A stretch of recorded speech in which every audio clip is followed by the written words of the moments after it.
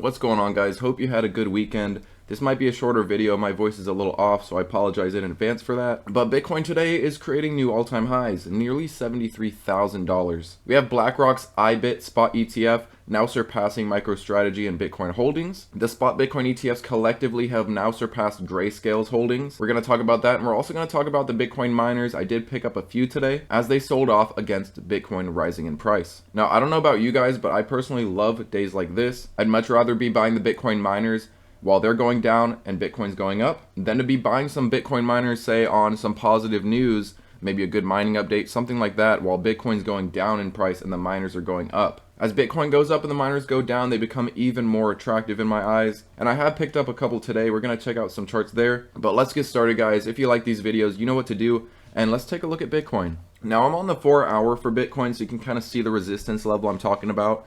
You can't really see it as good on the daily, but you can see that once we broke out of this resistance here that we established last week, we did see a nice huge pop. Bitcoin is now at levels that we have never ever seen. And the crazy thing is this is coming in before the halving. In previous history, Bitcoin goes to create all-time highs after the halving. So we're dealing with something different here. And I've said this in my last video, I think this is due to the spot Bitcoin ETFs. I don't think we would be at all-time highs if it wasn't for all that buying pressure. And another thing to think about is after Bitcoin sets all-time highs, it has in history more often than not doubled within roughly a month or so. So do we see that again here? Do we see Bitcoin head towards somewhere around 140,000 within the next month? I personally think that's a little far-fetched. As Bitcoin goes up in market cap, it definitely takes a lot more to double its price.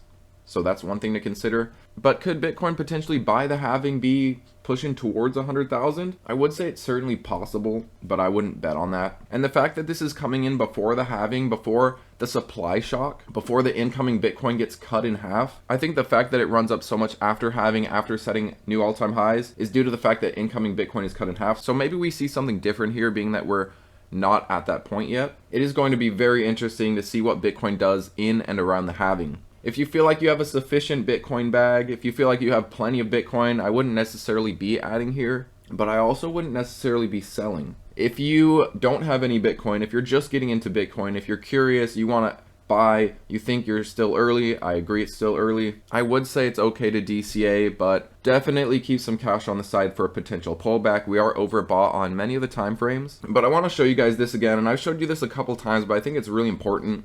A lot of people are saying Bitcoin's overbought, it's due to cool down, and that's great, it may be, but at the same time, every halving cycle, we have seen a heavily more overbought weekly RSI, much more heavily overbought monthly RSI, and typically these come in the year after the halving. That crazy parabolic year where things just go absolutely insane. Maybe we see Bitcoin top out on its weekly RSIs sooner than the previous halving cycles. So I do think this is important to keep an eye on. If we just keep going parabolic, we may be due to correct soon after that run. And I do suspect this halving cycle may come in a little bit early. Seems like everybody's front running everything. As people get wise to how Bitcoin operates, to the 4-year cycle, and how it dynamically moves based on that, I do think every halving people are getting in earlier and earlier in anticipation of it, and people may likely leave earlier as well. So just be careful there. We might not see us peak where it would be expected, which would be mid to late 2025.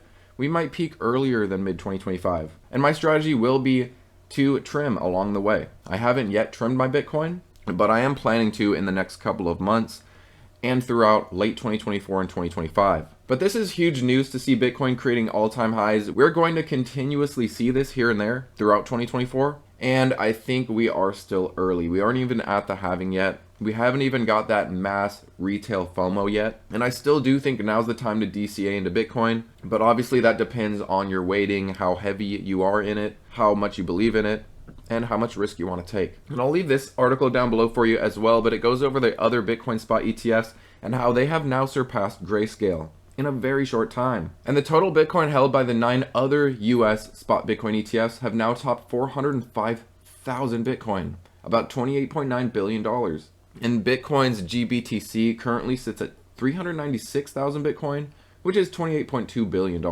And as said by Eric Balchunas, all this was bound to happen, but not in 8 weeks. This is scary fast. And BlackRock's spot ETF IBIT has now surpassed MicroStrategy in only a matter of a few months. It took MicroStrategy years and years to build up that Bitcoin balance. It has already been surpassed in only about 2 months. Now I want to talk about a couple of Bitcoin miners. I did add to a few.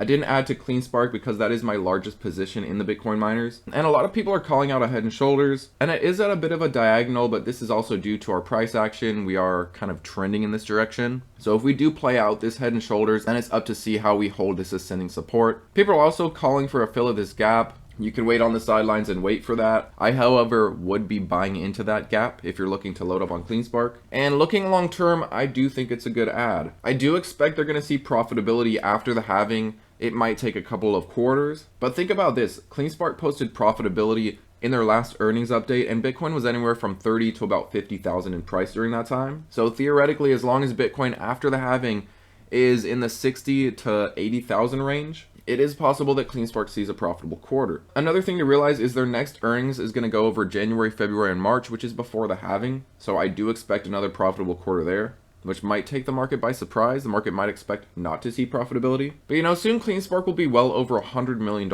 in revenue. And soon after halving, I do believe they'll be consistently profitable, but it might take a quarter or two of unprofitability ahead of us to get there. We should see one more profitable quarter before we get back to unprofitability for a brief period, unless Bitcoin were to suddenly rally and actually get towards 100,000 within only a couple of months. Now, I also want to mention Iris Energy. I did buy some Iren today. We have filled our gap here down towards 5 now. There is another gap down in the 4s, but I am a happy buyer here. Just in case we don't head to fill that gap, and in case we hold our support here in the 5s, I do think it's a good time to buy Iren. I do think the downside risk is somewhat limited here, and it's still down nearly 50% from its somewhat recent peak. And it is still nearly 400% from its bear market lows, and it will continue to perform very well over the rest of the year, in my opinion. But there will be pullbacks like this along the way. In this overall bullish trend, we will have corrections, we will have pullbacks. But the big thing here is this is a bullish trend. As long as we don't really head down, start creating new lows, lower lows, we definitely don't want to see that. But I do personally find it unlikely that we'll see Iris Energy in the 3s again. They are expecting revenue growth quarter over quarter. Last quarter was a $42 million quarter. This quarter they're expecting $48 million. They are expecting profitability. That'll be a huge thing to keep an eye on. If they see a profitable quarter, they will likely rally similar to how CleanSpark did. I also did add to some BTBT. This is about 55% from its peak. I would argue that if the market isn't pricing in the fact that rewards are being cut, then what the heck is it doing? Now, that doesn't mean we can't fall more. It is a bit concerning on the short term that we're seeing new lower lows being established. And what I really want to see out of BTBT is holding up this $2 support. If we do break it, we may end up in this range that we traded in for quite a while again. But overall, I'm very bullish on BTBT. If it shows more weakness, I will buy more. As Ethereum goes up, they receive more rewards from their staking of Ethereum. Of course, their Ethereum holdings goes up in value. They mine Bitcoin. As Bitcoin goes up, their Bitcoin holdings go up in value. And also they're getting into AI, and they have been seeing revenue ramp up. It is going to be very important to listen to their earnings call in late March. They will touch on their AI. I'm very curious if we're going to see AI revenue continue to ramp up from here, or if the 4 million per month is right around what their contract is going to give them. But they did say they're talking to other customers. So it'll be really interesting to see over the next couple of months where BitDigital goes on the AI side of things. But considering that they're pulling in roughly 13 million, 11, 12 million a quarter, to see them pull in 4 million in revenue in one single month just from their AI side of the business, I'm very bullish on that, and I do think they're going to be giving us some huge increased revenue forward guidance, and we'll have to wait for earnings to see that. Sorry again for my voice, everybody. Let me know what you guys have been picking up lately. I honestly like days like this where Bitcoin miners are down while Bitcoin is absolutely rallying. It definitely scares retail out. People start panicking. People start getting very discouraged. And I don't know, I just love buying the fear for some reason. But let me know what you guys are doing as Bitcoin creates new all-time highs, as the miners continue to sell off. Are you avoiding the miners right now? Are you loading up even heavier on the miners right now? Are you getting into some Bitcoin leveraged funds? Are you getting into MicroStrategy, Coinbase? Let me know down below. Thanks as always for watching, guys, and I'll see you next time.